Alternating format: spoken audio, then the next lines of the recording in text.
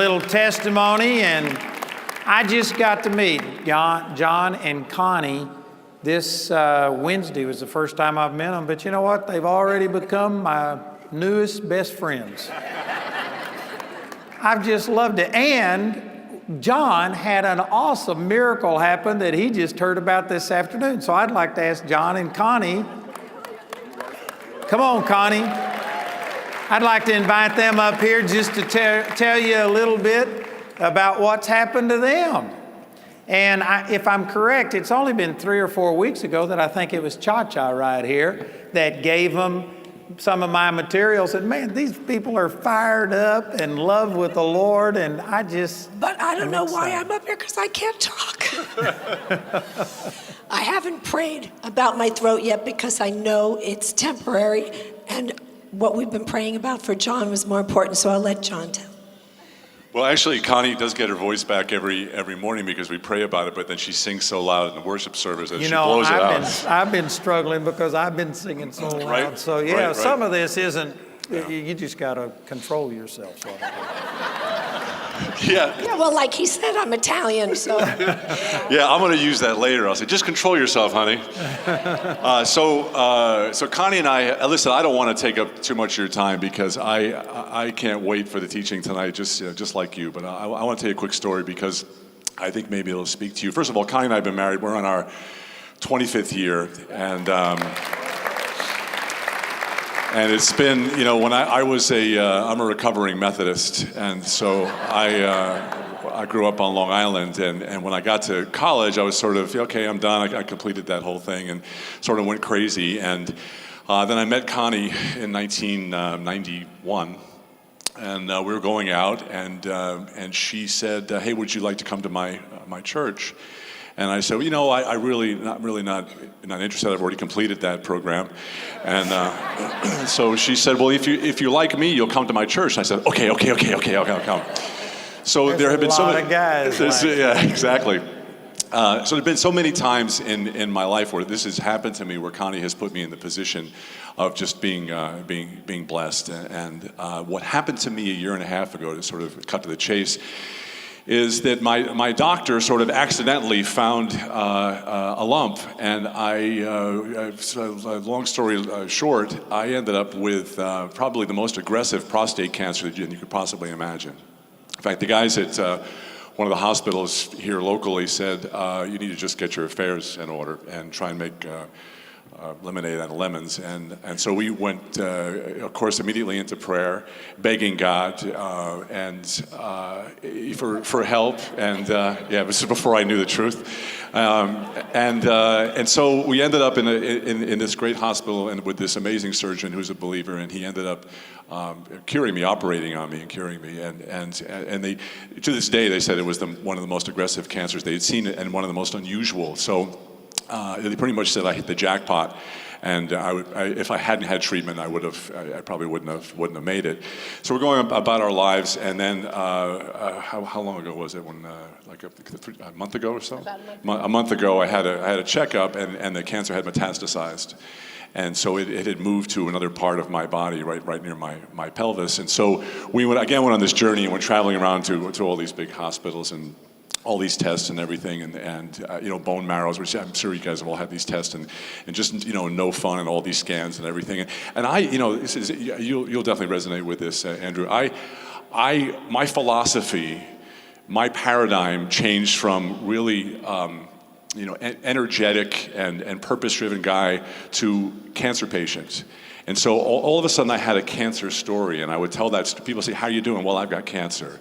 How are you doing? Well, I had the most virulent cancer. I kept telling these stories about how cancer was killing me, not realizing that cancer had no dominion over me. And so we went through this process, and Connie was trying. I was depressed. I was going through a terrible time. I couldn't even work.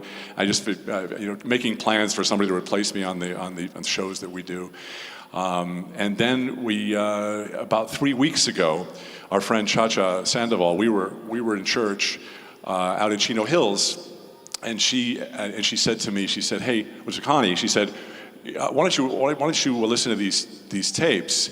And I mean, listen, we must have people give us tapes like 5 or 6 a week. You know, hey, listen to this guy. Hey, listen to this. Listen to this. So we're in the car, and I'm not going to put this thing in this CD in the car because I figure I've already heard all of this. So Connie slips this CD in, and before she does it, Cha-Cha says, "You should listen to him, but don't be put off by his accent, because it's very different." Well, what Cha-Cha didn't know is that my whole family's from the deep south. So all of a sudden, this CD goes in there, and Gomer Pyle comes on, and starts. I'm really sorry about this. No, that's fine. It's true. Yeah, what can I say? And starts teaching, and Connie and I, who have been in the Word since forever, all of a sudden our heads are spinning around because we've never heard teaching like this before, and we're realizing that, oh my gosh. We can work with Jesus, with God, and we can take the full authority of God and work on a healing here. And Connie never stopped praying for a healing, and for a cure. Tell the story how we weren't finished by the time we got home. There was still more on the first tape, on the first CD. So we sat in the driveway with the CD going. Oh, really? Yeah, it was really sick. I mean, and then we met Andrew and Jamie. On Thursday, and we had breakfast with them, and they were telling us their stories, and we were like, no, we heard that one. No, we got that one. We got that. And so we really for 3 weeks we devoured these tapes. Just couldn't get enough. And I realized from the look on Andrew's face that we look at him like, I'm afraid these people might be stalkers. But anyway, what happened today was, well, about a week ago, we got a result from UCLA from this high-end scan, and all of a sudden they're like, well, we see that tumor that you guys saw in Chicago, but now it's not making much of a signal, and so we're not really sure what's going on. And this is in the middle of these teachings, and then today, and why don't you tell them what happened? Because they can't hear me. At this morning's service, I said to John, after he's been prayed over and we have agreed that he's cured, I said to him, I leaned over to him and I said, you know, when we get the biopsy report back, and that's what we've been waiting for, is they did a bone marrow biopsy because the doctors are very concerned that the cancer has gone to his bones because that's what prostate cancer does. Oh, look, my voice is back. Amen.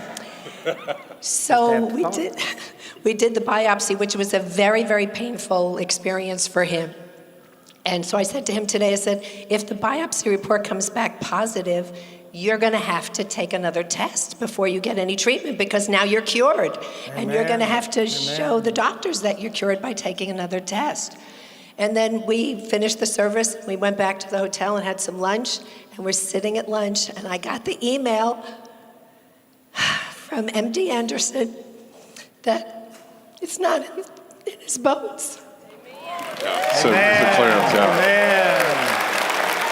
So, hallelujah. So listen, I have to tell you that I grew up as an engineer, as a scientist, and some of you may know me from working on sports and the Olympics and entertainment tonight. And I've lived in the world for so long, but this is an amazing, not only the healing, right, but the teaching, and I feel compelled to tell you that if that CD from Cha-Cha had ended up in our car, I don't know what would have happened to me, and I think I just would have been on the same journey. And so I really want to exhort you guys and really encourage you to do the same thing. One of the hardest things to do, certainly in Hollywood, right? But one of the hardest things to do for anybody is to witness to a friend. Right? It's really hard sometimes to a non-believer because like, what am I going to do? Am I going to turn this? Am I going to lose a friend? It can be as simple as just taking one of these CDs and saying, hey, listen to this guy, because not only does he make a heck of a lot of sense, but it's always in the Word, right? And he's hilarious. I mean, have you heard the story about him going on the cruise? If you haven't heard that story, okay, we need to let wait, no, one more thing. Okay, so this book right here. This book is not available here, right? This is an amazing book, Living in God's Best. But the one thing we need to do is to go on Amazon, right? Or go on the website, Andrew's website, and buy this book. And I'm going to tell you why. Because then it'll end up being a bestseller, and then it's going to show up in people's recommendations, right? And they're going to say, who is this guy? And I think that God, Andrew, I think that God ended up putting together an experiment one day. He said, hey, what would happen if I gathered up some of Paul's DNA, some of Billy Graham's, and some of Gomer Pyle's, and put them all together, and what would I get? And it's this guy. So God bless you. Thank you for Thank you. Hey, God bless you, Jack. Love you, brother. Isn't that great? That's a current testimony. Just happened today. Got that report back.